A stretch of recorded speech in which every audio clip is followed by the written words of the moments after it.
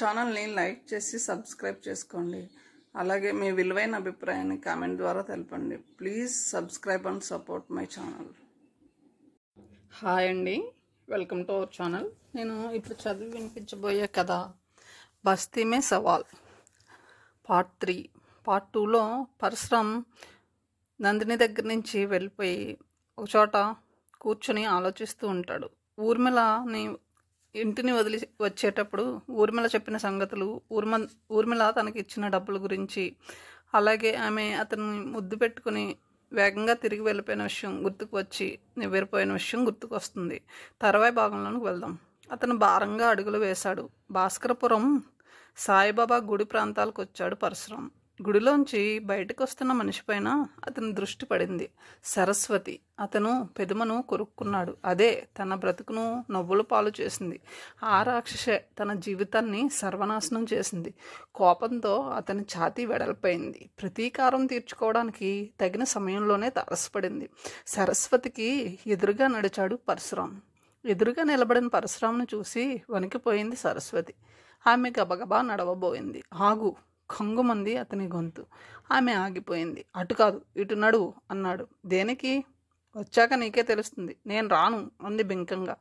జేబులోంచి చిన్న కత్తి తీశాడు. పిచ్చి వేషాలు వేస్తే పొడిచి పారేస్తాను, నడువు అన్నాడు పరశురామ్ కఠినంగా. ఆమె మాట్లాడకుండా అతనితో పాటు నిర్మానుష్యంగా ఉన్న సరువు తోటలోకి నడిచింది.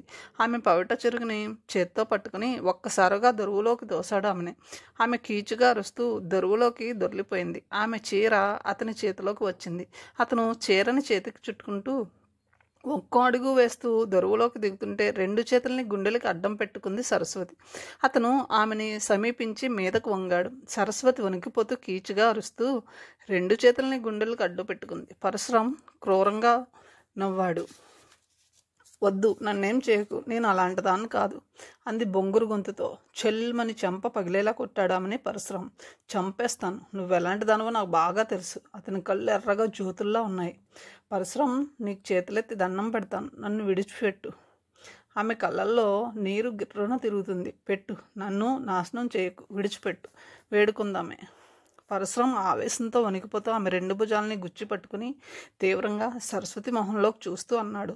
నువ్వు కళ్ళనీళ్ళు పెట్టుకుని ప్రాధేయపడితే విడిచిపెట్టడానికి తీసుకురాలేదే. నిన్ను చెత్తగా వాడుకుని అనుభవించి నీ బతుకుని కుక్కల చింపిని విస్తరి చేస్తాను. ఆ తర్వాత నీ పీక పిసుకు చంపి దుర్రు క్రిందనే పాతి పెడతాను. ఆమె మొహం పైకి వంగాడు పరశురామ్. మొహాన్ని పక్కకి తిప్పేసుకుంటూ చేత్తో అతన్ని వెనక్కి తోసేయడానికి ప్రయత్నించింది సరస్వతి.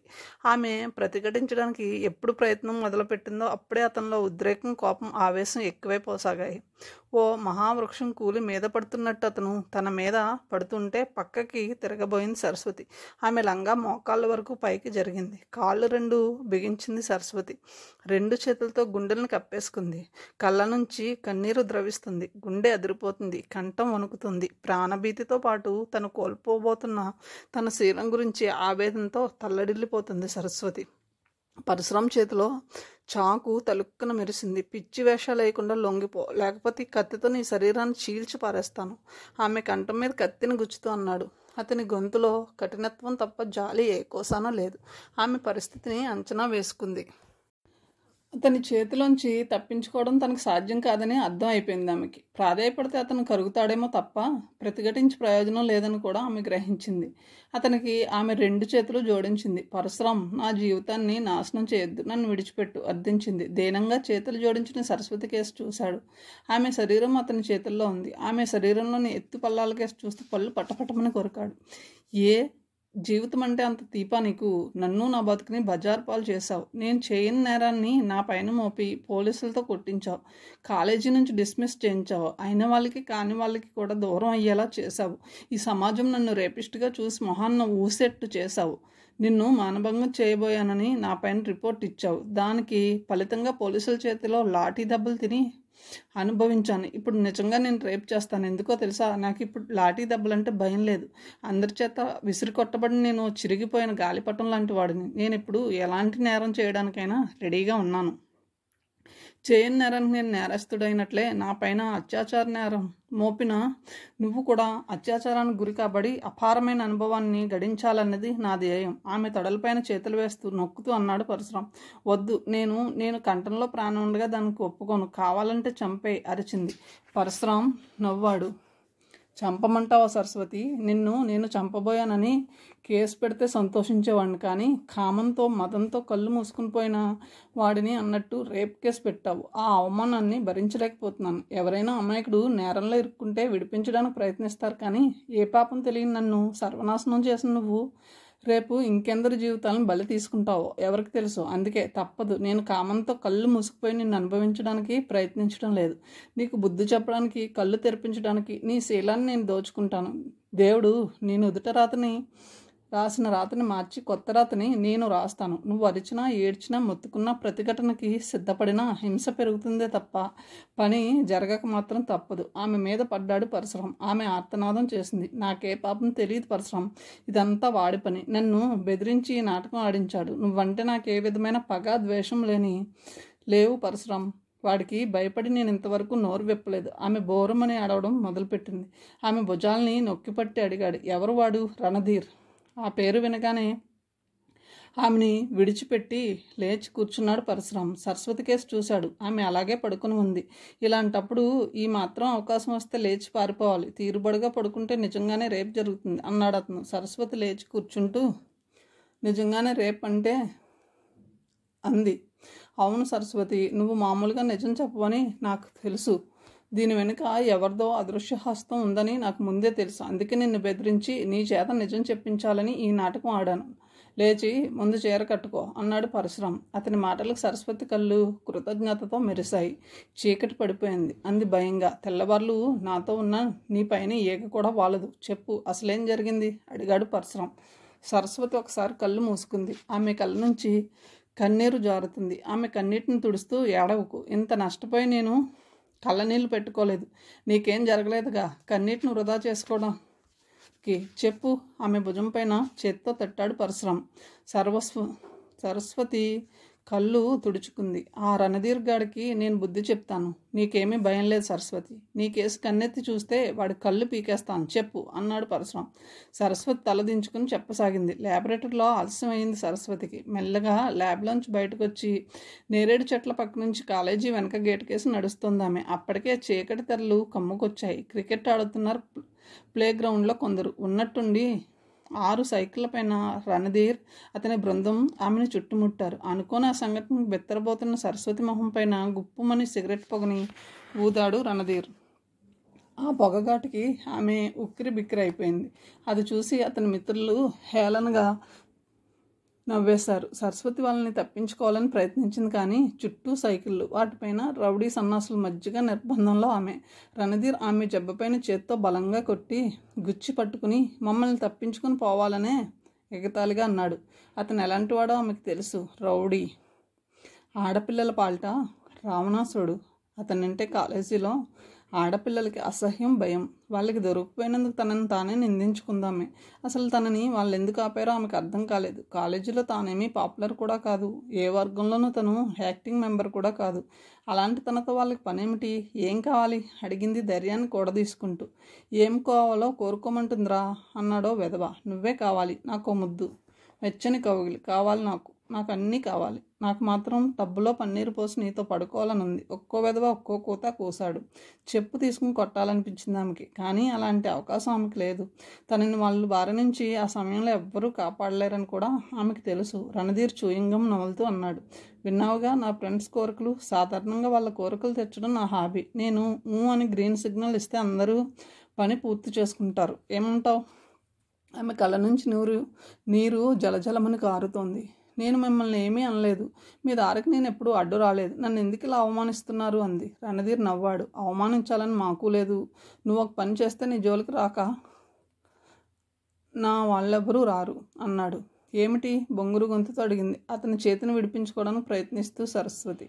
అయిపోతున్న సిగరెట్ పీకతో మరో సిగరెట్ వెలిగించి నాలుగుతో దాన్ని పెదాలపైన అటు ఇటు తిప్పుతూ అసహ్యంగా చూస్తూ, ఆ పరశురాం గారిని నీ ఇంటికి వచ్చేట్టు చేయాలి. దేనికి? మీ అమ్మా నాన్న ఊళ్ళో లేరుగా, అందుకని చెప్పాడు రణధీర్. ఆమె అర్థం కానట్టు చూసింది. నువ్వు ఏదో సాగుతూ అతన్ని పిలిచి ఇంటికి వచ్చాక అతను నేను రేప్ చేయడానికి ప్రయత్నించాడని కేకలు పెట్టాలి, అల్లరి చేయాలి, పోలీస్ రిపోర్ట్ ఇవ్వాలి. అమ్మో, గుండెలపైన చేతులను వేసుకుంది సరస్వతి. అలా చేస్తే నీ మర్యాద నా మర్యాద ఓకే, లేకపోతే నా వాళ్ళు నిన్ను మందు కొట్టి మంచం ఎక్కించేస్తారా? అప్పుడు వాంచ కూడా తీరిపోతుంది, నీ నడుము విరిగిపోతుంది. ఆ తర్వాత నువ్వు బ్రోతల్ హౌస్ నడుపుకోవడానికి తప్ప దేనికి పనికిరావు. ఆలోచించు. బండరాయితో వాడి తల పగలగొట్టి చంపాలని అనిపించింది ఆమెకి. కానీ నిస్సహాయత, అంతటి సామర్థ్యం ఏది తనకి. ఏడుపు వస్తుంది, చచ్చిపోవాలనిపిస్తుంది. అతన్ని అల్లరి చేస్తే నా బతుకు అల్లరైపోదా? రణధీర్ ఆవేదనతో అంది సరస్వతి. అల్లరవడానికి నువ్వేం శీలం పోగొట్టుకోవడం లేదుగా, నీ పాతివ్రత్యానికి ఏమీ భంగం వాటిల్లదు.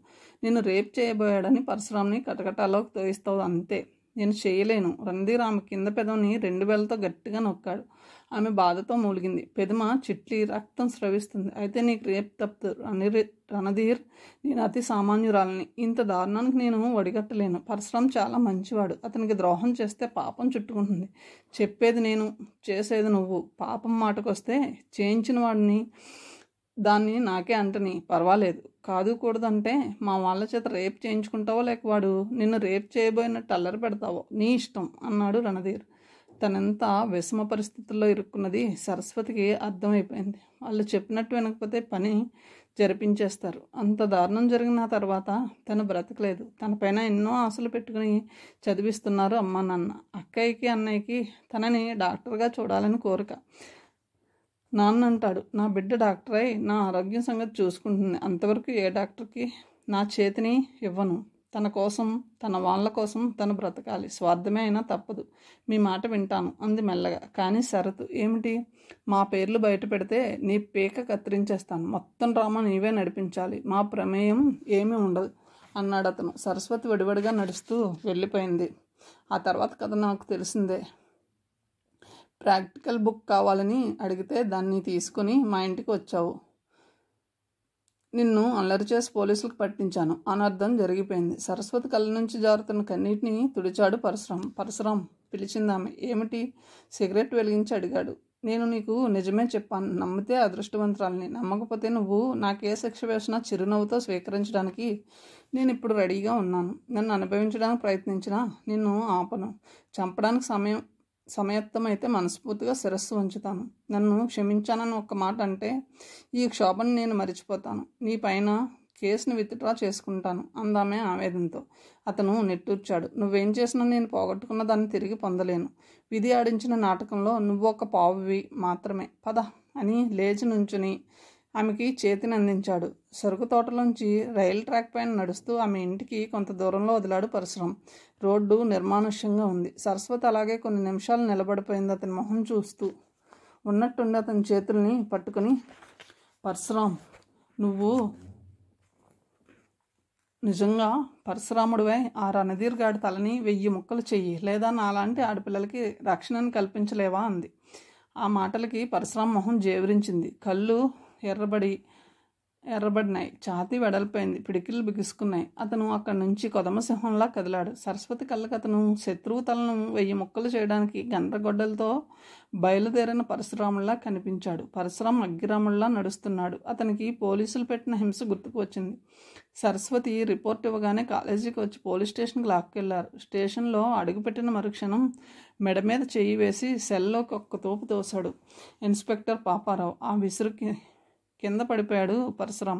పైకి లేవకుండా కానిస్టేబుల్స్ లాఠీలతో కొట్టడం మొదలుపెట్టారు. పోలీసుల రౌండ్ పూర్తి కాగానే ఇన్స్పెక్టర్ లోపలికి వచ్చి జుత్తు పట్టుకుని పైకి లేపాడు పరశురాంని. ఏరా ఆ వారానా కొడుక, ఒంటరిగా ఆడపిల్ల కనపడితే వాయించాలనుకుంటావా? నేను అసలే చెండచాసుని. నా జ్యూరిడిక్షన్లో నీలాంటి రేపిస్టులు ఉండరాదు. నాకు అసలే 6 ఆడపిల్లలు. నిన్ను చీరి పారేస్తాను అని అతని తలను గోడకేసి బాదాడు. మోకాళ్ళతో పొట్టలో డొక్కలో కుమ్మేశాడు. చెప్పరా చెప్పు, నువ్వు నేరం చేసావా లేదా? చేయలేదు నీరసంగా అన్నాడు పరశురాం. పోనీ చేయబోయావా? లేదు. అబద్ధం చెప్పకు, నాలిక తెగ్గిపోద్ది. నేను అసలే స్ట్రిక్ట్ ఆఫీసర్ని.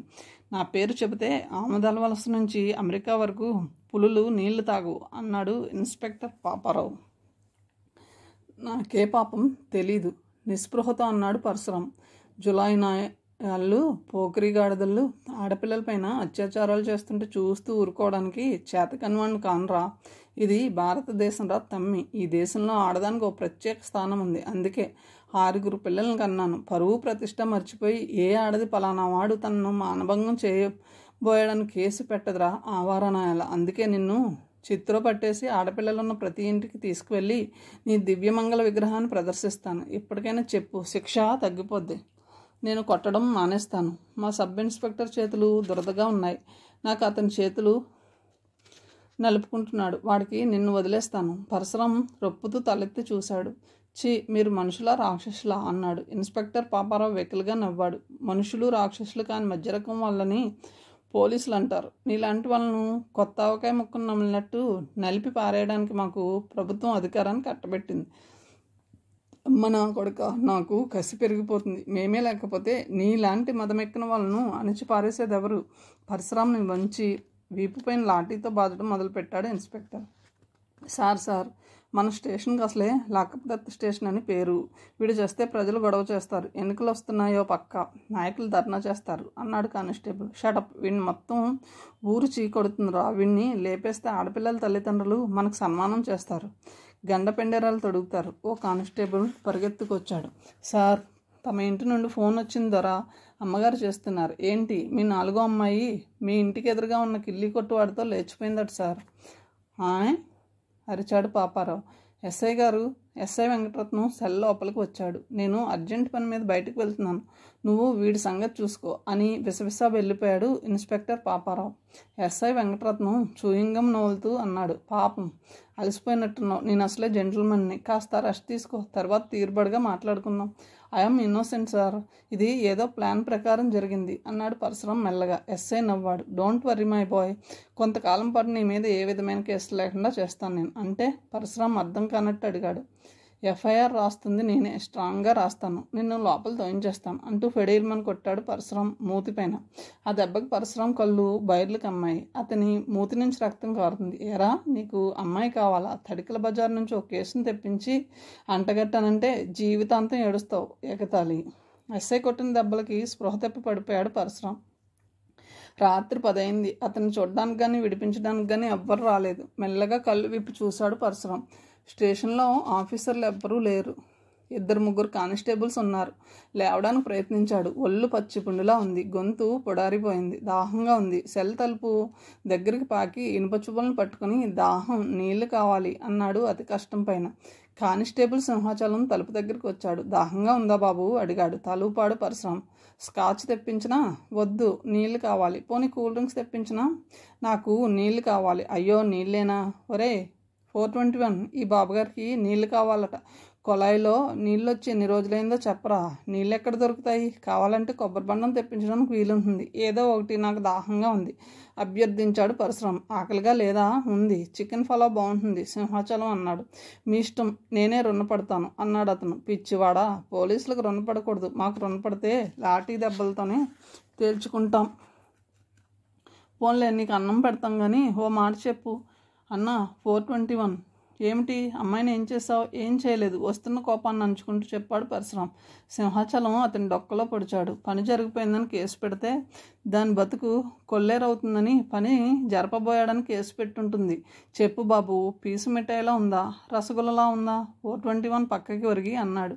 సిగ్గుపడకు, మేము కూడా చాలా రేపుల్లో పార్టిసిపేట్ చేసిన దానికంటే చేసినోడు చెప్తే విన్ను. సరదా కదా, నాకు తెలియదు బేవర్స్ నా కొడుకుల్లారా అరిచాడు పరశురాం. కోతలు కూస్తే జాయింట్లు ఊడిపోతాయి. అన్నం కావాలా వద్దా? కావాలి అన్నాడు పరశురాం. మీరంతా నన్నెందుకు పిచ్చివాణ్ణి చేస్తున్నారు ఆవేదనగా అడిగాడు పరశురాం. నీ బుర్ర పని చేయకుండా చేసి నిన్ను వెర్రి వెదవని చేస్తే కేసు మేము గెలుస్తాం. నిన్ను కృష్ణ జన్మస్థానానికి పంపించేయచ్చు.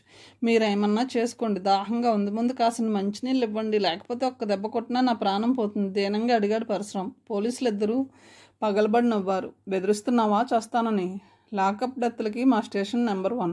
ఒకవేళ నువ్వు చూస్తే చీకటి పడ్డాక ఊరి పొలిమేరల్లో పారేసి ఎవరో నిన్ను కొట్టి పడేశారని మర్డర్ కేసు రిజిస్టర్ చేసుకుంటాం. ఓ అమ్మో, మా తెలివి ముందు నీ తెలివేం పనికి వస్తుందమ్మా. సింహాచలం ఎద్దేవా చేశాడు. నేను ఇప్పుడు దేనికైనా సిద్ధంగా ఉన్నాను. నాకు తాగడానికి నీళ్లు, తినడానికి ఏదన్నా పెడితే తప్ప మళ్ళీ మీ దెబ్బలకి ఈ శరీరం తట్టుకోదు, పరశురాం ప్రాధేయపడుతూ అన్నాడు. సింహాచలం 421కి సైగ చేశాడు. అతను వెళ్ళి ఓ ప్లేట్ పైన చిన్న నాప్కిన్ కప్పి తీసుకొచ్చాడు. తిను అని సెల్లోకి తోశాడు. పరశురాం ఆత్రంగా నాప్కిన్ తీశాడు. అంతే, నిర్ఘాంతపోయాడు. ప్లేట్లో బ్రాసరీ ఉంది. ఇదేమిటి అన్నాడు ఉద్రేకాన్ని అంచుకుంటూ. ఆకలన్నామని తీసుకొచ్చాడు మా 421. నీకు ఇష్టమైంది చికెన్ ఫ్రైలా ఉంటుంది, తిను స్కౌండ్రల్స్ అరిచాడు పరశురాం. సింహాచలం గుర్రుగా చూశాడు. చింత చచ్చిన పులుపు చావలేదట. ఈ నా కొడుకు మోసలెక్కిస్తే గానీ తెక్క కుదరదు. పదరా 421 అని తాళం తీసి తలుపు తెరుస్తున్నాడు సింహాచలం. పరశురాంకి అర్థమైంది తిరిగి దెబ్బలు తప్పవని. అయితే ఆ పరిస్థితుల్లో అతను వాళ్ళకి ప్రతిఘటించడానికి నిశ్చయించుకున్నాడు. చట్టాన్ని, నిరపరాధులను రక్షించవలసిన పోలీసులే భక్షకులై తన ప్రాణం తీస్తున్నారు. ఇంత జరిగాక ఉపేక్షించి లాభం లేదు. దేనికైనా సిద్ధపడాలి. స్టేషన్లో ఆఫీసర్లు లేరు. ఆవేశంతో, ఉద్రేకంతో శరీరంలోకి శక్తిని కూడదీసుకుంటున్నాడు పరశురాం. తను కరాటే ఫైటర్నని, బ్లాక్ బెల్ట్ అని ఆ పోలీసులకు తెలియదని పరశురాంకు తెలుసు. ప్రతిరోజు వ్యాయామం చేసిన శరీరం కనుకనే పోలీసుల దెబ్బల్ని తట్టుకోగలిగింది. అప్పటి వరకు తనను ఆవహించిన నీరసాన్ని, దప్పికని, ఆకలిని మర్చిపోయాడు. ఒక్కసారి శరీరాన్ని కదిలించి చూశాడు. తన శరీరం తిరుగుబాటు చేయడానికి సహకరిస్తోందని నమ్మకం కలగ్గానే మెరుపులా పైకి ఎగిరాడు పరశురాం. ఒక కాలుతో 421 నడుము పైన, రెండో కాలుతో సింహాచలం కాళ్ళపైన కొట్టాడు పరశురాం. అమ్మో అని అరుస్తూ కింద పడిపోయారు ఇద్దరు పోలీసులు. అమ్మో, నా నడుము విరిగిపోయింది, నా కాలు బాబోయ్. పరశురాం కోపేద్రికుడై చూశాడు వాళ్ళకేసి. ఒరే నా కొడుకుల్లారా, నేను ఇప్పుడు పారిపోతే మీరేం పేకలేరు. అయినా నేను పారిపోను. ఈ చేతులతో నొక్కితే మీ బుర్రలు కొబ్బరికాయల్లో పగిలిపోతాయి అని స్టేషన్లో కూజాన్ని తీసుకుని గడగడా నీళ్లు తాగాడు పరశురాం. సెల్లోకి నడిచి పిచ్చి వేషాలు వేస్తే అడుగు బయట పెట్టాక మీ అంతు చూస్తాను. తాళం వేసుకోండి. ఇన్స్పెక్టర్తో ఈ గొడవ గురించి చెప్తే మీ పీకలు నొక్కేస్తాను. నాకు వెంటనే భోజనం ఏర్పాటు చేయండి కటువుగా అన్నాడు పరశురాం. తమ చేత అన్ని దెబ్బలు తిన్న మనిషి 2-3 నెలల వరకు తిరిగి మనిషి కాలేడని వాళ్ళకి తెలుసు. కానీ అలాంటి వాడు ఒకే దెబ్బతో ఇద్దరిని నేల కరిపించాడు. నిజంగా వాడు అడుగు బయట పెడితే కొబ్బరి చిప్పల్లా తమ బుర్ర పగలగొడతాడని భయంతో వణికిపోయారు సింహాచలం 421. సింహాచలం దేకుతూ వచ్చి తాళం వేస్తుంటే భోజనం తెప్పించు అన్నాడు పరశురాం. అలాగే సార్ అన్నాడు వినయంగా సింహాచలం. అనూష పరశురాంని బెయిల్ మీద విడిపించింది. పరశురాం బయటికి వస్తుంటే కనీసం అతని కేసు కూడా చూడలేదామె. ఆమె విసన్న వదనంతో ఉంది. పాలిపోయిన మొహం, 2 రోజులుగా నిద్రాహారాలు లేనట్టుగా ఉంది. కళ్ళల్లో దైన్యం, కనురెప్పల కింద నల్లని చారలు ఏర్పడినాయి. ఆమె బాధ తన కోసమే అని పరశురాంకి తెలుసు. మౌనంగా ఆమెని అనుసరించాడు అతను. తను పోలీసులతో దెబ్బలు తిన్నందుకో లేక అపనిందకు గురైనందుకో ఆమె చాలా విచారిస్తుందనుకున్నాడు. నిజమే, తనంటే అనుషకి ఎంత ప్రేమో పరశురాంకి తెలియకపోతే కదా అతను అలా అనుకుంటున్నాడు. కానీ ఓ సిగ్గుమాలిన పనికి ఒడికట్టి పోలీసులతో చావు దెబ్బలు తిన్నాడని, రేపో మాపో అతను కోర్టుకి ఈడ్చి శిక్ష వేస్తారని ఆమె భావిస్తుందని అతనికి తెలియదు. ఆమె అలా అనుకోవడానికి, నమ్మకడానికి కూడా బలమైన కారణాలు ఉన్నాయి. స్టేషన్ బయటకు వచ్చాక అను అని పిలిచాడు పరశురాం. నడుస్తున్న అనూష ఆగింది. కానీ వెనక్కి తిరిగి అతని కేసు చూడలేదు. కనీసం ఏమిటి అని ప్రశ్నించలేదు. ఆమె తన గుండెలపైన వాలిపోయి, నిన్ను పోలీసులు ఎంత హింసించారో రామ్ అని కళ్ళనీళ్ళు పెట్టుకుంటుందని అతను ఆశించాడు. అతని ఆశ నిరాశ అయింది. పిచ్చివాడు నవ్వుకున్నట్టు తనలోనే నవ్వుకున్నాడు పరశురాం. ఆమె అలా ప్రవర్తించడం అతనికి చాలా బాధగా ఉంది, ఇబ్బందిగా ఉంది. ఆమె తన అనూషేనా అన్న అనుమానం అతనికి కలిగింది. పోలీసులు నన్ను చిత్రవద చేశారను, నువ్వు బెయిల్ ఇవ్వకపోతే ఇవాళ కూడా ఆ నరకాన్ని అనుభవించాల్సి వచ్చేది. థ్యాంక్స్ అను అన్నాడు అతను. ఆమె అతని మాటలను విన్నది కానీ తిరిగి ఏమీ మాట్లాడలేదు. అది రోడ్డు అని కూడా మర్చిపోయి, ఒక్కసారి ఇలా చూడు ఎలా కొట్టారో అని షర్ట్ పైకి లేపి వీపుని చూపించబోయాడు. జీపు బ్యానెట్ పైన చేతులు వేసి నుంచుంది. కనీసం అతని కేసు చూడలేదు. దాంతో అతనికి పిచ్చి పట్టినట్టయింది. అను అని ఆమె భుజం పైన చేయి వేశాడు. మెల్లగా అతని చేతిని తోసేసింది. నాతో మాట్లాడవా? నా మొహం చూడాలనిపించడం లేదా? అతని గొంతు జీరపోయింది. కళ్ళ నుంచి జారుతున్న కన్నీటిని చూపుడు వేలుతో తుడుచుకుంది అనూష. ఏడుస్తున్నావా అడిగాడు. ఆమె సమాధానం చెప్పలేదు. అను ప్లీజ్ నాతో మాట్లాడవా అభ్యర్థంతో అడిగాడు. మాట్లాడడానికి ఇంకా ఏం మిగిలింది పరశురాం? ఆమె లోపలే కుమిలిపోతూ ఏడుస్తున్నట్టుగా ఆమె గొంతు వణుకుతోంది. నువ్వు కూడా అందరితో పాటు నేరస్తుడినని నమ్ముతున్నావాను దీనంగా అడిగాడు. ఆమె మెడ మీద నుంచి తల తిప్పి కళ్ళ చివరి నుంచి అతని కేసు చూసింది. ఆ కళ్ళల్లో నువ్వింత మోసగాడు అనుకోలేదు రామ్ అన్న భావం స్ఫురిస్తుంది. అతను ఆమె ముందుకొచ్చి నించున్నాడు. నేను దేన్నైనా భరిస్తాను కానీ వంచనని సహించలేను, భరించలేను రామ్. నేను ఎవరిని వంచన చేయలేదను అన్నాడు అతను. అతని మాటలకు తీవ్రంగా చూసింది అనూష. ఎందుకు ఇంకా అబద్ధం చెబుతావు అన్నట్లుంది ఆ చూపు. అది నీ ఆత్మసాక్షికి తెలియాలి రామ్ అంది ఉద్వేగంతో అనూష. నీ మాటల కంటే పోలీసులు దెబ్బలే నయం అనిపిస్తున్నాయను. నన్నెందుకు అవమానిస్తున్నావు నాకు అర్థం కావడం లేదు. ఆమె పిచ్చి నవ్వు నవ్వింది. ఒక నేరం చేసిన వ్యక్తి తప్పించుకోవడానికి అతి తెలివితేటలతో తనకు తెలియకుండానే మరింత రొంపులోకి దిగిపోతాడు రామ్. నువ్వు ఆ కోవలోకి వస్తున్నావు అంటే గుర్తు చేసుకోరామ్. మొన్న నిన్ను శ్రీశోర్కి వెళ్ళాలని ఇంటికి రమ్మని పిలిచాను. అవును. మామయ్య ఏదో పని చెప్పాడని రాలేనని చెప్పావు, గుర్తుందా? అవును. అంటే అప్పటికే నీ బుర్రని పురుగులు తొలుస్తూ ఉండాలి. సరస్వతి ఇంటికి వెళ్ళడానికి నెచ్చించుకుని ఉండాలి అంది ఉక్రేషంగా. నో నో నో అరిచాడు. అరవకు పరశురాం, ఇది రోడ్డు. లేకపోతే నేను శ్రీశోర్కి వెళ్దాం రమ్మని అడిగితే మీ మామయ్య ఏదో పని చెప్పాడని నాతో అబద్ధం చెప్పవలసిన అవసరం నీకు లేదు. పరశురాం దోసలా తల దించుకున్నాడు. సరస్వతి పుస్తకం కావాలని అడిగింది. సాయంత్రం ఇంటికి తెచ్చిస్తానని చెప్పాను, అందుకని వెళ్ళాను. అనూష నవ్వింది. ఆ నవ్వులో అతనంటే ఎక్కడలేని అసహ్యం కనిపించింది. మామయ్య చెప్పిన పని మానేసి సరస్వతి ఇంటికి వెళ్ళానంటావు. సరస్వతి ఇంటికి వెళ్తున్నానని చెప్తే నీకు కోపం వస్తుందని నీకు అలా చెప్పాను మెల్లగా అన్నాడు. నువ్వు కల్పన ఎంత రంగు పులుముతున్నావో అర్థం అవుతుంది రామ్. తోటి క్లాస్మేట్ ఇంటికి నువ్వు వెళ్తే నేను ఎందుకు వద్దంటాను? ఆ విషయాన్ని దాయడంలోనే నీ ప్లాన్ అర్థం అవుతుంది నాకు. అను పిచ్చిగా అరవాలని అనిపించింది అతనికి. అవును రామ్, పుస్తకం కావాలని ఆమె అడిగితే ఇచ్చి రావడానికి ఎంతసేపు పడుతుంది? నీకు నిజంగా ఏ విధమైన దుర్బుద్ధి లేకపోతే పుస్తకం ఇచ్చి వెంటనే నా దగ్గరకు వచ్చేవాడు. నాకు వేరే ఏదో పనుందని రానని చెప్పడం చూస్తే జరిగింది యథార్థం అని నేను నమ్మడంలో తప్పులేదు కదూ. నీకు ఎలా చెప్తే నమ్ముతావో తెలియడం లేదను. నన్ను సరస్వతి ప్రాక్టికల్ నోట్స్ అడిగిన మాట నిజం. నా దగ్గర లేదని చెప్తే సాయంత్రం ఇంటికి తెచ్చేవమని అడిగింది. టీకి ఇన్వైట్ చేసింది. అక్కడికి వెళ్ళాక ఆలస్యం అవుతుందని చెప్పాను అన్నాడు పరశురాం. అనూష పెదవులపైన విషాదమైన నవ్వు కదిలింది. తప్పును కప్పిపుచ్చుకోవడానికి ఎంత సిల్లీగా కదులుతున్నావో తెలుసా రామ్? ఎక్కడ లేని విరక్తి ఆమె మాటల్లో ధ్వనించింది. నువ్వే నన్ను మోసం చేస్తే నేను ఇంకెవరిని నమ్మను అనే వైరాగ్యం ఆమెలో కనిపిస్తుంది. పరశురాంకి తన పరిస్థితి ఏమిటో పూర్తిగా అర్థమైంది. ప్రియురాల్ని కన్విన్స్ చేయలేని తను న్యాయస్థానం ఎదుట తన నిర్దోషిత్వాన్ని నిరూపించుకోగలడా? ఆమె అంతరాంతరాల్లో ఇప్పుడు తనకి గల స్థానం ఏమిటో తెలుసుకున్నాడు. ద్వేషిస్తే పర్వాలేదు కానీ అసహించుకుంటేనే భరించలేడు. తనని అరెస్ట్ చేశారని తెలిసాక కాలేజీ నుంచి ఏ ఒక్క స్నేహితుడు వచ్చి పలకరించలేదు. ఆఖరికి మేనమామ కూడా రాలేదు. తనని విడిపించుకెళ్లవలసిన రక్త సంబంధికుడు ఆయనే వదులుకున్నాడు. అనూష వచ్చిందని సంతోషించాడే గాని ఆమె మనసులో తను దోషిగానే మిగిలాడు. అయితే అతనికి ఒక్కటే అర్థం కాలేదు. ఆమె తనని బెయిల్ పైన ఎందుకు విడుదల చేయించినట్టు? నువ్వు నాకు బెయిల్ ఇవ్వకుండా ఉండాల్సిందను, లేకపోతే పోలీసుల దెబ్బలతో చచ్చిపోయేవాడిని అన్నాడు జాలిగా పరశురాం. ఆమె మొహం ఎర్రగా కందిపోయింది. పెదములు అదురుతున్నాయి. ముక్కు పుటాలు ఎగిరెగిరి పడుతున్నాయి. నిన్నెవరూ పట్టించుకోకుండా మా నాన్న నిన్ను విడిచిపెట్టేశారు. ఆఖరికి మీ మేనమామ కూడా. నేను అలా ఊరుకోలేకపోయాను. అందరిలా నేను మొహం చాటేస్తే నా ప్రేమకు అర్థం ఏముందిరా? ఆమె కళ్ళు వర్షిస్తున్నాయి. పరశురాం క్షణం పాటు కళ్ళు మూసుకున్నాడు. అయితే నువ్వు నన్ను ఇంకా ప్రేమిస్తున్నావాను అడిగాడు పరశురాం ఆర్తితో. కళ్ళెత్తి అతనికేసి అరక్షణం పాటు చూసింది. దెబ్బతిన్న నాగులా ఉందామె చూపు. అదే నాకు తెలియడం లేదు అని బ్యాగ్లోంచి ప్యాక్ని తీసి అతనికి అందిస్తూ 4 రోజుల క్రితం వీటిని నా బ్యాగ్లో పెట్టావు అంది. పరశురాం ప్యాక ముక్కలను తీసుకుని జేబులో పెట్టుకున్నాడు. ఆమె జీపులో కూర్చుంది. వెళ్ళిపోతున్నావా అడిగాడు దిగులుగా. అవును, ముక్తసరిగా ఎటో చూస్తుంది అనూష. నేను వస్తాను చిన్నపిల్లవాళ్ళ అడిగాడు. డ్రైవర్ జీప్ పోనీ ఉంది అనూష. షాక్ తిన్నట్లు నిలబడిపోయాడు. జీపులో ఆమె వెళ్ళిపోయింది. పరశురాం విషాదంగా చూస్తూ నిలబడిపోయాడు. ఆవేశంలోనూ ఉక్రోషంలోనూ ఉన్న అనూష ఇప్పుడు తనేం చెప్పినా వినే స్థితిలో లేదు. ఆ రోజు శనివారం. ఆమె నాగేంద్ర స్వామి గుడికి వస్తుంది. సాయంత్రం గుడిలో ఆమెను కలుసుకోవడానికి నిశ్చయించుకున్నాడు పరశురాం. అనుకున్నట్లుగానే ఆమెని అదే రోజు సాయంత్రం గుడిలో కలిశాడు. ఆమె మండపం దగ్గరికి వచ్చే వరకు ఎదురు చూస్తూ గడిపాడు. ముందు తనని చూడనట్టే నటించింది అనూష. ఆమె సంవత్సరం పాటు కలుసుకోకూడదని ఆంక్ష పెట్టింది. ఎంతో బాధ కలిగినా ఆమె పుట్టినరోజున వచ్చి అదే గుడిలో కలుసుకుంటానని చెప్పాడు పరశురాం.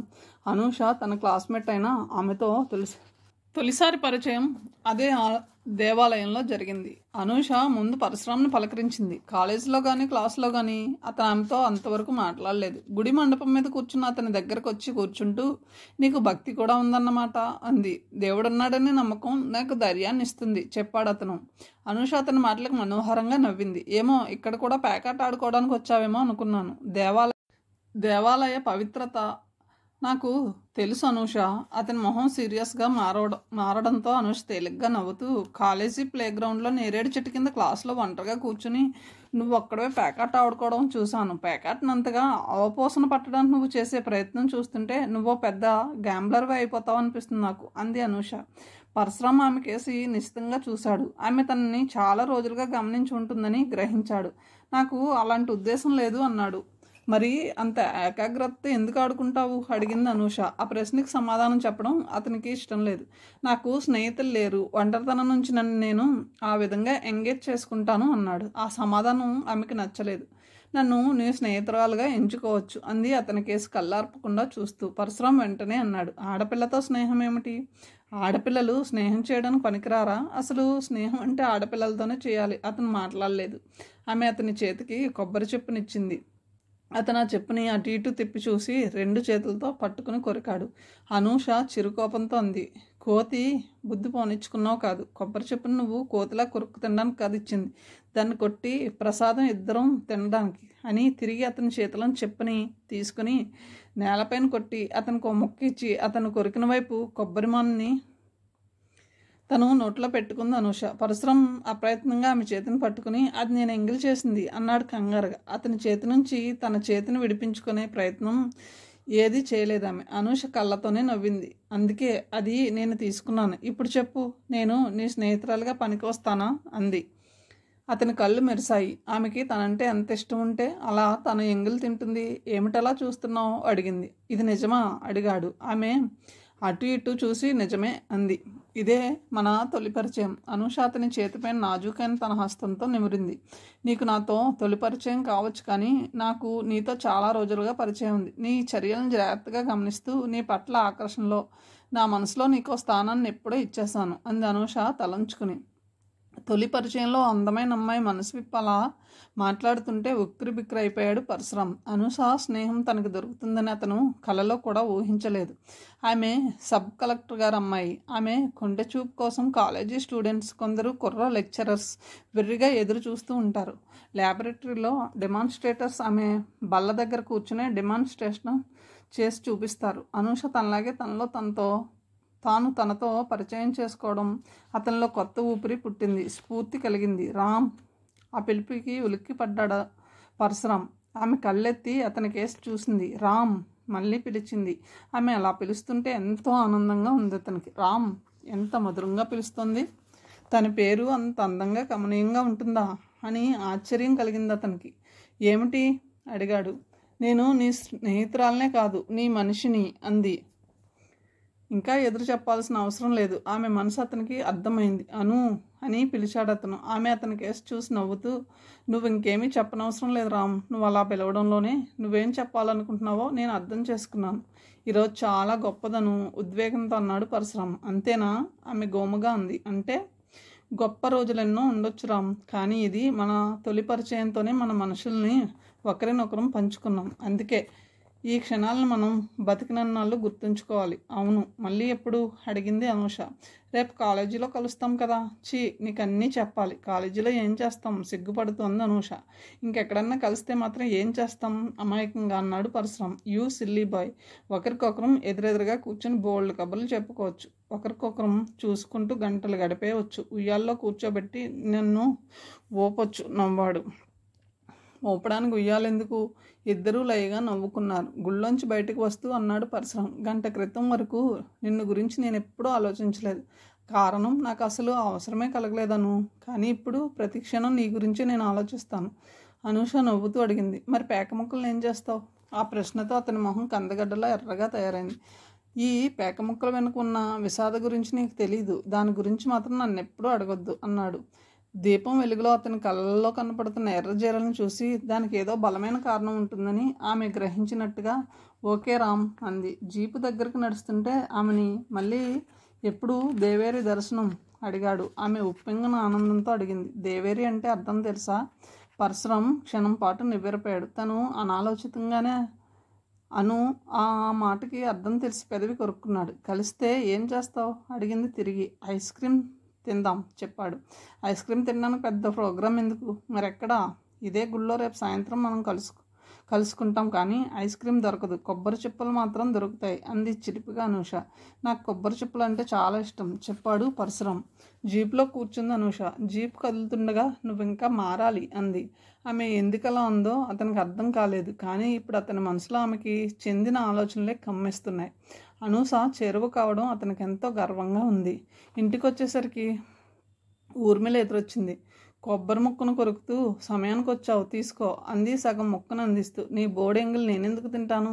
నాకేం అవసరం లేదు అన్నాడు. వెనక నుంచి అతని భుజాలను నొక్కి పట్టుకుని ఎత్తైన తన గుండెల్ని అతని వీపికి వత్తేస్తూ, ఈ బోడెంగులే నీకు శరణ్యం బావా. ఇప్పుడు తినకపోయినా రేపైనా నీకు ఇదే గతి.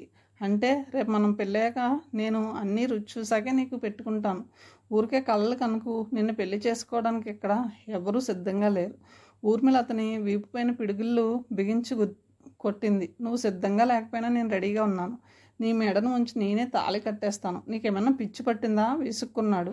ఊర్మిళ తీయగా కవ్వింపుగా నవ్వింది. పిచ్చి ఎప్పుడో పట్టేసింది. ఎదురుగా 6 అడుగులు అందగాడుంటే యోజనాల దూరం పరిగెత్తుతుంటే కన్నెపిల్లలకి పిచ్చి పట్టదా మరి? నీ వాలకం చూస్తుంటే శోభనం రాత్రి కూడా నేనే తంటాలు పడాలేమో అనిపిస్తుంది అని పడి నవ్వసాగింది ఊర్మిళ. పరశురామ ఆమె చెవులు పట్టుకుని సాగదీస్తూ నీ చెవులు పిండేస్తానన్నాడు. కిసుక్కున నవ్వింది ఊర్మిళ. ఎందుకా నవ్వు? గబాలను అతని చెంపపైన ముద్దు పెట్టుకుని, ఆడపిల్ల ఒంటరిగా దొరికితే ఎవరైనా చెవులు పట్టుకుంటారా? ఛా, బరి తెగించిపోతున్నావు కోపంగా అన్నాడు. ఊరికే కోపం తెచ్చుకోక బావా. దిక్కులేని దానికి మేనత్త కొడుకే మొగుడన్నారు. నువ్వు ఆ బుద్ధ అవుతారన్నవి. చెవులు పట్టుకోవడం తప్పితే నీకేం చేత కాదు. అంచేత ఏ ఆడపిల్ల నీ లోపం చూసి నిన్ను చేసుకోదు. అందుకని మన ఇద్దరం ఒకరికొకరం అడ్జస్ట్ అయిపోదాం అంది ఊర్మిళ. మీ నాన్నకి చెప్తాను మన పెళ్లి త్వరగా చేసేయమని అతని నడుం చుట్టూ చేతులు చుట్టేస్తూ అంది. పెళ్లి కాదు, పిచ్చాసుపత్రిలో చేర్పించమని. ఊర్మిళ కళ్ళల్లో నీరు తరుక్కున మెరిసింది. నువ్వు వచ్చి రోజు చూస్తానంటే పిచ్చాసుపత్రిలోనే కాదు బావా, నరకంలో అయినా ఉంటాను. ఉద్వేగంతో ఆమె గుండెలు ఎగిరెగిరి పడుతున్నాయి. పిచ్చి పిల్ల అనుకుంటూ లోపలికి నడిచాడు పరశురాం. ఆ రాత్రి అంతే నిద్ర పట్టలేదు అతనికి. అనూష గురించి ఆలోచనలు. లేచి కూర్చుని పేక ముక్కలను షఫల్ చేసి పంచడం మొదలుపెట్టాడు. గుమ్మంలో నుంచుని ఊర్మిళ అంది. నాన్న నిద్రపోతున్నాడు. పేకాట కంటే మనం ఇంకేదైనా ఆడుకోవచ్చుగా. పరశురాం లేచి వెళ్ళి గుడ్ నైట్ అంటూ తలుపు మూసేశాడు. అనూష చిరుకోపంతో అంది. నేను పక్కన ఉన్నా కూడా నీకు ఆ పేకతోనే లోకం. ఒళ్ళు మండిపోతుంది. పరశురాం మాట్లాడకుండా పేక మొక్కలను పంచుతున్నాడు. అయ్యా, నువ్వు ఫ్యాషన్స్ ఆడుతుంటే చూడడానికి రాలేదు నేను. కాసేపు ముచ్చట్లు చెప్పుకోవడానికి వచ్చాను. అతని భుజాలను పట్టి కుదుపుతూ అంది అనూష. అతను ఆమె కేసు చూశాడు. నాకంటే కూడా నీకు ఆ పేక ముక్కలే ఇష్టం అనుకుంటాను ఉక్రోషంతో అడిగింది అనూష. అవును. అతని మాటలకి ఉలిక్కిపడింది అనూష. అతన్ని కళ్ళప్పగించి చూస్తూ ఉండిపోయింది. ఎందుకు అలక? ఉన్నమాటే చెప్పాను అని తిరిగి పేకను షఫుల్ చేయబోయాడు. అనూష సుతారంగా అతని చేతిలోంచి కార్డ్స్ తీసుకుంది. నాకంటే కూడా నీకు ఈ కార్డ్సే ఇష్టమని నువ్వు అంటుంటే నాకు చాలా జలసిగా ఉంది. నీకు గ్యాంబ్లింగ్ అంటే ఇష్టమా? లేదు. మరి ఎప్పుడు పేక ఆడుతూ ఒంటరిగా కూర్చుంటావు దేనికి? అను డియర్, దయచేసి ఆ వివరాల్లోకి వెళ్ళకు. అంటే చెప్పలేను. అతని చెంపని తన అరచేతులతో సవరదీసింది అనూష. అంత చెప్పకూడదైతే అడగను కానీ నీకు తెలుసా రామ్? ఏమిటి? నువ్వెప్పుడు మూడీగా ఉంటావు, లేకపోతే పేక ముక్కలతో గడుపుతుంటావు. కాలేజీలో నిన్నందరూ ఎలా హేళన చేస్తుంటారో కూడా నీకు పట్టదు అనుకొని దానివల్ల నష్టం ఏమీ లేదుగా. అనూష కోపంగా చూసింది. ఇది వరకటి విషయం వేరు రామ్, కానీ ఇప్పుడు ఈ అనూష రామ్కి ప్రేమికురాలు. అయితే నిన్ను ఎవరైనా హేళన చేసినా ఏసడించుకున్నా నన్ను కూడా చేసినట్లే కదూ. మనం కలిసి తిరుగుతున్నాం, అది చాలామందికి తెలుసు. కొందరు వెనక నుంచి జోక్ చేస్తుంటారు, మరి కొందరు ఏడుస్తున్నారు. ఇదంతా ఎందుకో తెలుసా? మనం ప్రేమికులం అవడమే. మన సంగతి ఇతరులకి ఎందుకు అన్నాడు రామ్. కావాల్సిందే వాళ్ళకి. కారణం అసూయ. తనకి అందుబాటులో లేని దానికి, అనుభవంలోనికి రాని దానికోసం మనిషి అరులు చేస్తాడు. అది ఎదుటివాడికి లభ్యమైనప్పుడు అసూయతో రాళ్ళు విసరడం మొదలు పెడతాడు. అదే ఈ లోకం టెండెన్సీ రామ్ అంది అనూష. అయితే నన్నేం చేయమంటావు అడిగాడు పరశురాం సిగరెట్ వెలిగిస్తూ. మొహానికి ఇదొకటి తక్కువ అంది అతని సిగరెట్ కాల్చుతుంటే. ఎందుకంత కోపం? నన్నేం చేయమంటావు చెప్పు ఆమె భుజం పైన చేయి వేస్తూ అన్నాడు. ఏం చేయమంటావు అని ఆడపిల్లనే అడిగేవాడివి. అసలు మగాడనుకోవచ్చా అంది అనూష బొంగమూతి పెట్టి. నేను ఖచ్చితంగా మగాడినే. ఇంతవరకు ప్రాక్టీస్ లేకపోయినా, ప్రాక్టికల్ చేయకపోయినా చేయగలనే నమ్మకం నాకుంది. ఏమో నాకైతే నమ్మకం లేదు అంది. అయితే అంతే. అనూష 2 భుజాలను గుచ్చిపట్టుకుని ఆమె పెదవులను బలంగా చుమ్మించాడు. 2 నిమిషాల తర్వాత ఆమెను విడిచిపెట్టాడు. అబ్బా! ఆమె ఊపిరి పీల్చుకుంది. అది చూసి నవ్వాడు పరశురాం. ఇంకా అడ్వాన్స్ కాగలను. అనూష మూసిన కళ్ళతో చూసింది. మరి కాలేదేం అడిగింది. వద్దులే, నేను తొందరపాటు పనులు చేయను అన్నాడు పరశురాం. అనూష అతని చేతిని తన చేతిలోకి తీసుకుని పెదవులపైన తాకించుకుంది. రైలు కట్ట కిందగా పొలం గుట్టపైన కూర్చుని ఉన్నారు వాళ్ళు. చీకటి పడుతుంది. మెల్లగా వెన్నెల పరుచుకుంటుంది. పొలంపై నుంచి పైరుగాలి చల్లగా మెత్తగా వాళ్ళ శరీరాన్ని తాకుతుంది. అనూష అతని మెడ చుట్టూ చేతులు వేసి అంది, మాటకే ఇంత రెచ్చిపోయి ఊపిరి ఆడకుండా చేశావు. నిన్ను హేళన చేసి వెక్కిరించి ఏడిపించే వాళ్ళను ఏమీ చేయలేవా? పరశురాం ఆమె పెదవులపైన చూపుడు వేలుతో కొట్టాడు. అలాంటి వాళ్ళ గురించి నేను అసలు ఆలోచించను. ఆలోచించే బుర్ర నీకు లేకపోవచ్చు రామ్. కానీ నిన్ను ఎవరైనా ఎగతాళి చేస్తే నేను సరిపెట్టుకోలేను, సహించలేను. అసలు నీకేం తక్కువని? నీ అందం, నీ పర్సనాలిటీ. నిన్ననే గాడిదల్లో ఒక్క గాడిదకైనా ఉందా? అయితే నీకు నచ్చిన క్వాలిటీస్ అన్నీ గాడిదలోనే ఉన్నాయంటావు. పరశురాం సిగరెట్ వెలిగిస్తూ అన్నాడు. నువ్వు మామూలు గాడిదివి కాదు, కంచెర గాడిదివి. లేకపోతే ఏమిటి? ఎవడేమన్నా తలంచుకుని ఆడదానిలో పోలేవు. నిన్ను అయినదానికి కానిదానికి రణధీర్గాడు వాడి ముఠా ఆటలు పట్టిస్తున్నారు. మనం కలిసి తిరగడం మొదలు పెట్టాక వాడు మరీ విజృంభించాడు. వాడి ఆట కట్టించలేవా అందనూష. పరశురాం చిన్నగా నవ్వాడు. రణధీర్ ఎమ్మెల్యే గారికి మేనల్డు. So what? అతను రౌడీ. Let it be. అయితే ఏం చేస్తాడు అంది అనూష. చంపేస్తాడు. పరశురాం తాపీగా అన్నాడు. ప్రాణం అంటే నీకు అంత తీపా పరశురాం? అతని కళ్ళ చివరి నుంచి ఆమె కేసు చూశాడు. ఆమె కళ్ళు చీకట్లో మెరుస్తున్నాయి. సిగరెట్ పొగని గుండెల్లోకి పీల్చి వదిలాడు అతను.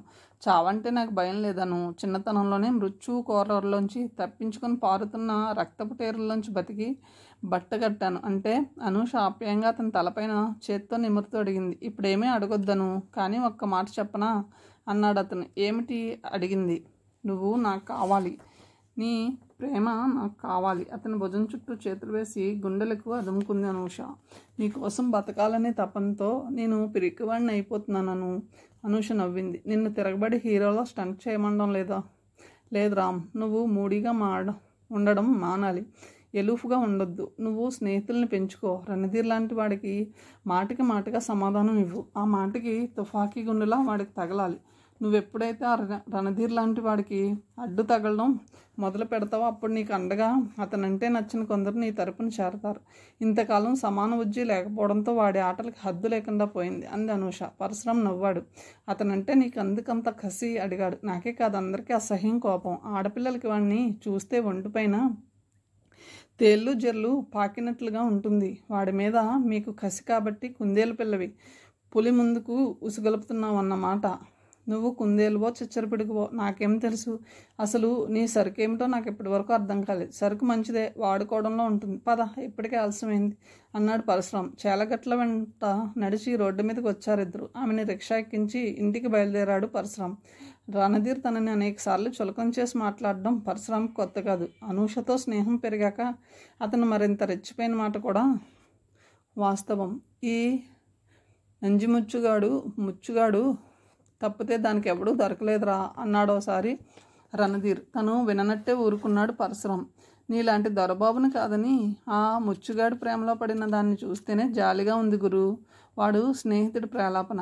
ఇంట్లో ఇట్లాంటోడైతే పని గుట్టుగా సాగిపోతుందని.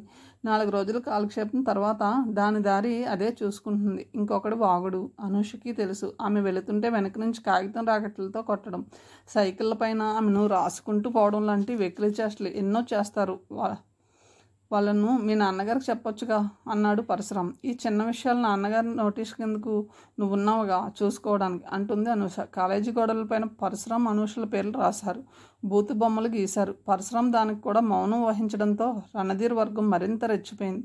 అనూషను చూసి కొందరు జాలిపడ్డారు. కొందరు ఆడపిల్లలు ప్రిన్సిపాల్కి రిపోర్ట్ చేయమని వాడిని నలుగురిలో పట్టుకుని చెప్పుతో కొట్టమన్నారు.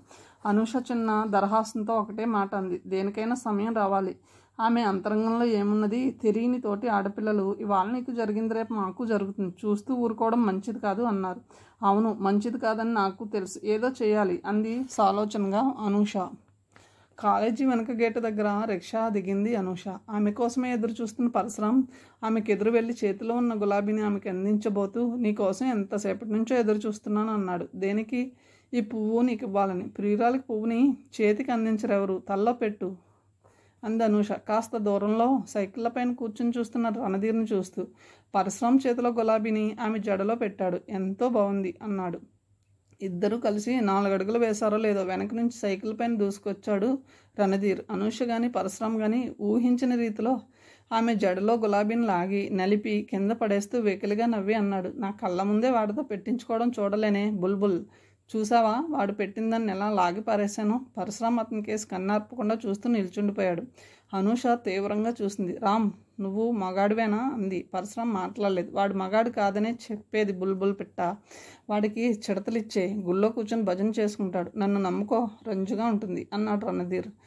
చీ, మాట పేలితే నాలిక తెగిపోతుంది అందు అనూష ఉక్రోషంతో. ఈజిప్ట్ అంటూ ఆమె గడ్డాన్ని పట్టుకుని ముఖాన్ని అటు ఇటు ఊపాడు రణధీర్. రామ్, పులిపిల్లలా గర్జించింది అనూష. వాడి మాటలు వింటున్న నీకు పౌరుషం రావడం లేదా? నన్ను రాకెట్లతో కొడుతుంటే చూస్తూ ఊరుకున్నావు. సైకిళ్ళ పైన నన్ను రాసుకుంటూ వెళ్తుంటే తలదించుకున్నావు. గోడలపైన బూతు బొమ్మలు గీస్తే నిమ్మకు నీరెత్తినట్టు ఊరుకున్నావు. ఇప్పుడు నువ్వు నా తలలో తురిమిన పువ్వుని లాగి నలిపి విసరకూడదే చేష్టలుడిగి చూస్తున్నావు. వాడు నీ కళ్ళ ముందే నన్ను ముట్టుకుంటుంటే రోషం రావడం లేదా నీకు? నీలో మగతనం లేదా? నువ్వు మగాడివి కాదా? పరశురాం మొహంలోకి రక్తం పొంగింది. పళ్ళు పటపట కొరికాడు. పిడికిళ్ళు ఇనుప గుళ్ళల్లా తయారైనాయి. అడుగు ముందుకేసి రణధీర్, మర్యాదగా ఇక్కడి నుంచి వెళ్ళిపో అన్నాడు. ఏడుసావు అంటూ ఈడ్చి అతని మొహం పైన కొట్టాడు రణధీర్. ఆ దెబ్బకి పరశురాం కింద పడ్డాడు. అదే అదనంగా రణధీర్ మిత్రులు ముగ్గురు అతన్ని చుట్టుముట్టారు. ఏం జరుగుతుందో తెలియని అనూష నిర్ఘంతపోయింది. తను అనవసరంగా పరశురాముని రెచ్చగొట్టానేమో అని దిగులు పడుతుంది. కథను ఇంతటితో ముగిస్తున్నాను. తిరిగి తెరవైభవంతో కలుస్తాను. Thank you.